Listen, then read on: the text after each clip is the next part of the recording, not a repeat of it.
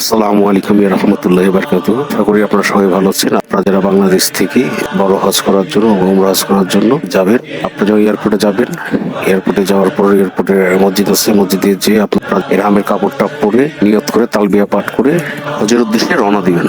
এরপরে যখন আপনারা পবিত্র হারাম শরীফে যাবেন, যাওয়ার পরে পবিত্র কাবা শরীফ তাওয়াফ করে আপনারা সাফা মারওয়ায় যাবেন এবং সাফা মারওয়া করে বের হয়ে চুল কেটে হজের কার্যক্রম শেষ করবেন। এরপরে আপনারা কি করবেন? এরপরে আপনারা ইচ্ছে করলে নফল তাওয়াফ করতে পারবেন। রাসূলুল্লাহ সাল্লাল্লাহু আলাইহি ওয়াসাল্লাম তার জীবদ্দশায় একবার উমরা হজ করেছেন এবং একবার বড় হজ করেছেন, কিন্তু অনেকবার তাওয়াফ করেছেন। এই জন্য আপনারা তাওয়াফ করতে পারবেন। আপনারা যদি মাথা বেজেতে চান, মাথা বেজেতে হলে অবশ্যই আপনি ইহরামের কাপড় পরে যেতে হবে। ইহরামের কাপড় ছাড়া কিন্তু আপনাদের কোনোভাবেই মাথা ঢুকতে দেবে না। এটা ছাড়া দোতলায় যে দেখছেন তাওয়াফ করতেছে, আপনারাও এরকম তাওয়াফ করতে পারবেন। এবং পাশে একটা লেন দেওয়া আছে যেখানে মাজুর ব্যক্তিরা হুইলচেয়ার দিয়ে নিয়ে ওনারাও তাওয়াফ করতেছেন। দেখেন, ভিডিওটা ভালো লাগলে লাইক কমেন্ট শেয়ার করে সবাইকে দেখার এবং জানার সুযোগ করে দেন। আপনারা যারা ভিডিওটা দেখলেন, আল্লাহ সুবহানাহু ওয়া তাআলা আপনাদের সবাইকে মক্কা মদিনা জিয়ারত করার তৌফিক দান করেন। আমিন। আসসালামু আলাইকুম ওয়া রাহমাতুল্লাহি ওয়া বারাকাতুহু।